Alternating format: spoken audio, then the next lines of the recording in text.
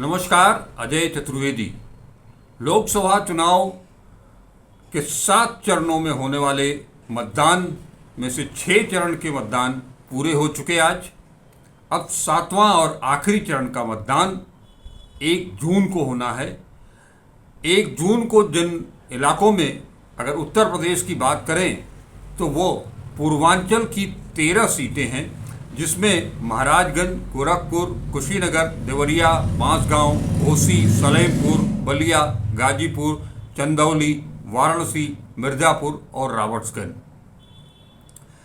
ये जो 13 सीटें हैं, अगर हम बात कांग्रेस की करें तो 13 में से पिछले 2019 का चुनाव हो या 2014 का चुनाव हो, संसदीय चुनाव, इसमें कांग्रेस को एक भी सीट नहीं मिल पाई थी।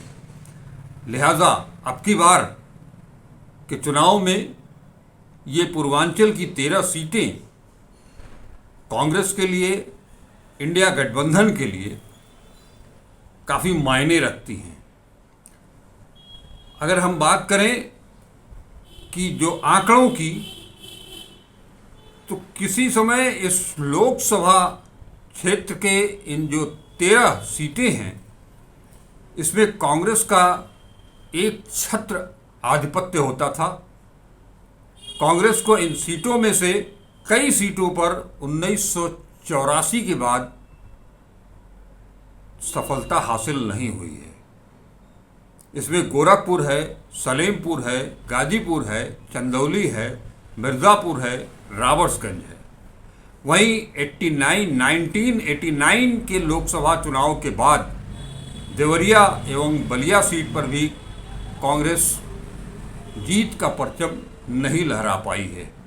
इतना ही नहीं, अगर हम बात करें तो इन विगत वर्षों में कांग्रेस का वोट शेयर भी बहुत कम रहा है, माने दहाई के भी नीचे चला गया।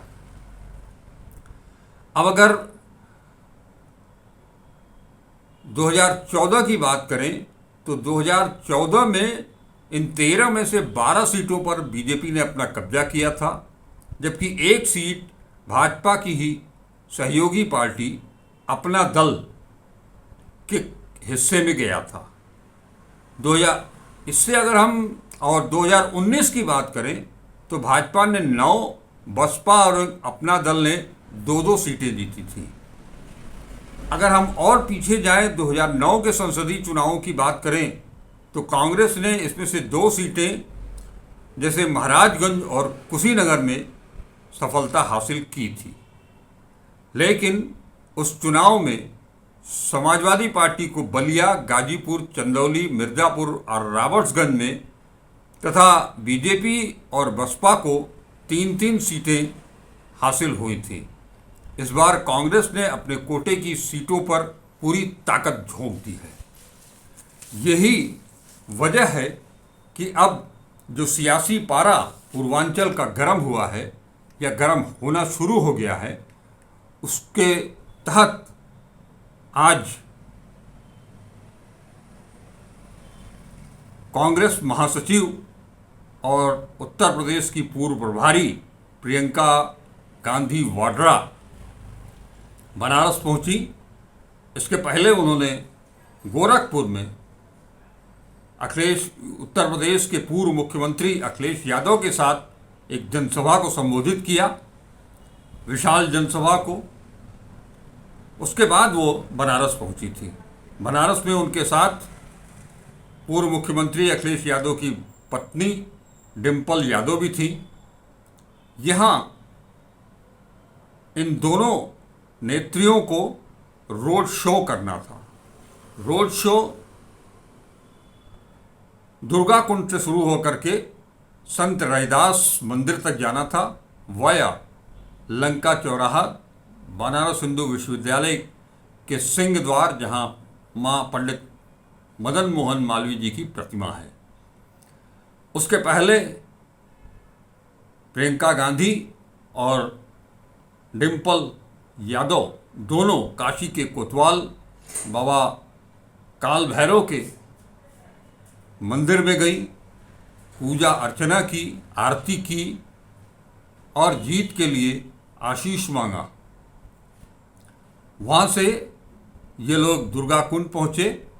दुर्गा कुंड पर पहले से ही, जैसा कि आप देख रहे होंगे कि प्रियंका गांधी के रोड शो और सभाओं में पब्लिक पूरे जोश खरोश के साथ उमड़ रही है।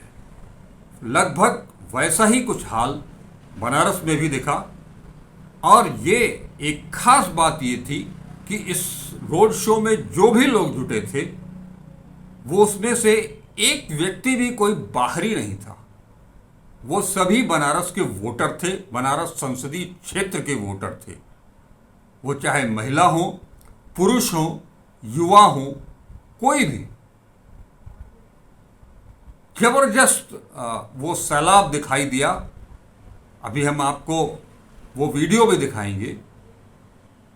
उसमें दुर्गा कुंड पहुंचने के बाद इन दोनों नेत्रियों को मां दुर्गा के श्री चरणों में आशीष नवाना था, मगर इतनी ज़्यादा भीड़ हो गई कि वो लोग मंदिर परिसर से वापस लौटना पड़ा उन लोगों को। और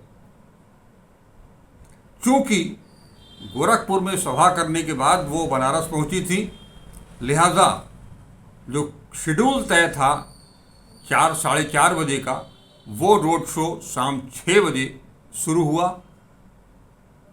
और वहाँ से गगनभेदी नारों के साथ उसमें कांग्रेस के कार्यकर्ता, कांग्रेस के नेता और उससे कहीं ज़्यादा समाजवादी पार्टी के कार्यकर्ता, नेता शामिल हुए थे। चारों फिजा में प्रियंका गांधी और डिम्पल यादव के जयकारे लग रहे थे, इंडिया गठबंधन के जयकारे लग रहे थे।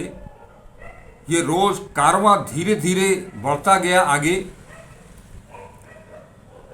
दुर्गा कुंड से मानस मंदिर संकट मोचन होते हुए काफिला संत रविदास गेट, लंका से मालवीय जी की प्रतिमा तक पहुंचा।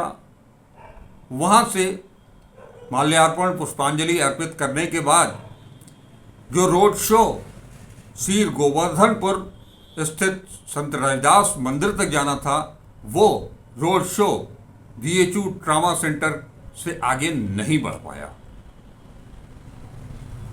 अब इसकी क्या वजह थी, ये आपके ऊपर मैं छोड़ देता हूं। आप काफी समझदार हैं। इंडिया गठबंधन ये भी चाहता रहा कि प्रियंका गांधी और डिम्पल यादव का रोड शो शहर के बीच में हो, लेकिन वो हो नहीं सका।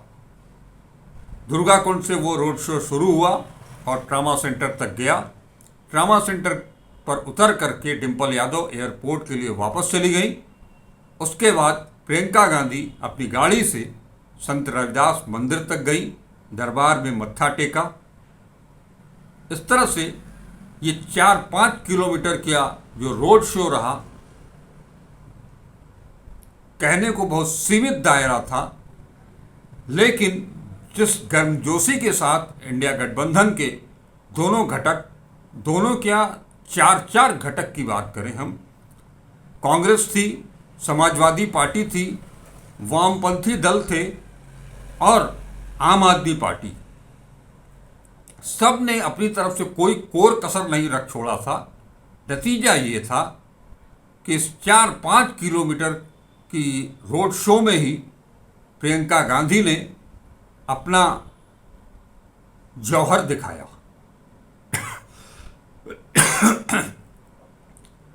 वो बड़े प्रेम से मुस्कुराते हुए, जनता का अभिवादन स्वीकार करते हुए, हाथ हिलाते हुए आगे बढ़ती रहीं, लोगों का अभिवादन स्वीकार करती रहीं और पब्लिक प्रियंका गांधी को देखने के लिए आतुर रही। आपको बता दें कि इससे पहले 2022 के विधानसभा चुनाव में भी प्रियंका गांधी यहाँ थी, 2019 के भी चुनाव में प्रियंका गांधी यहाँ थी। उस दौरान भी उन्होंने रोड शो किया था। उस दौरान 2019 में भी जो रोड शो हुआ था, वो रोड शो महामना की प्रतिमा पर माल्यार्पण के बाद शुरू हुआ था।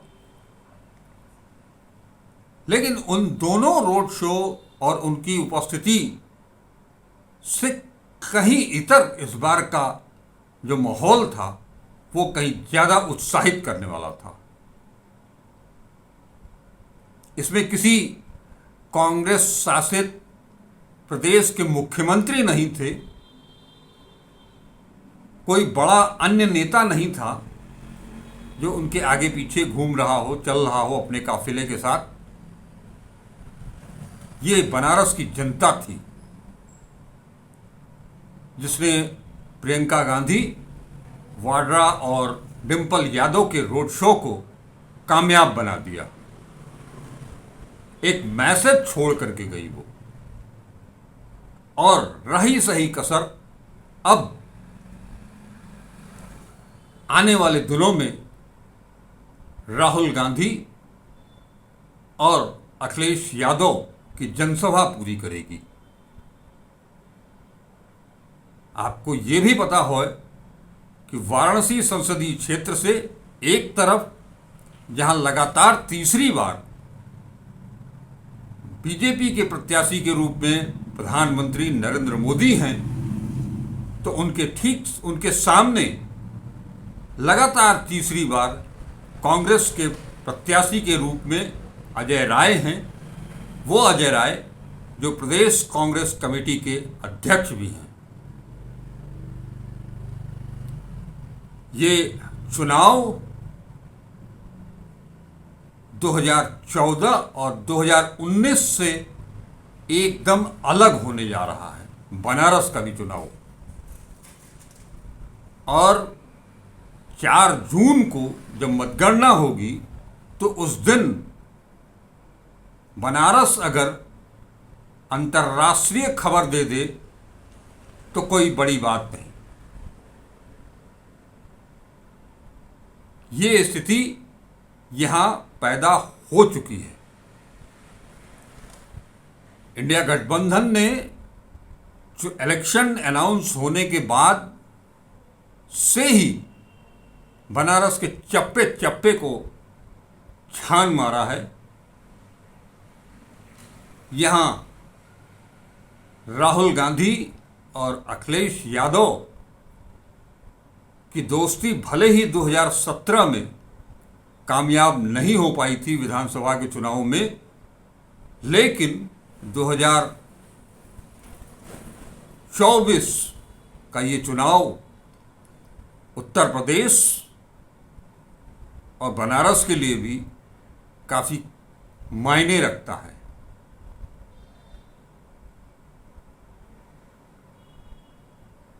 परिणाम क्या होगा ये 4 जून को ही पता चलेगा। लेकिन जो ग्राउंड रिपोर्ट बता रही है कि परिणाम कुछ चौंकाने वाला तो जरूर होगा। अब हम आपको वो सारे वीडियो दिखाते हैं रोड शो का, काल भैरव में दर्शन पूजन का।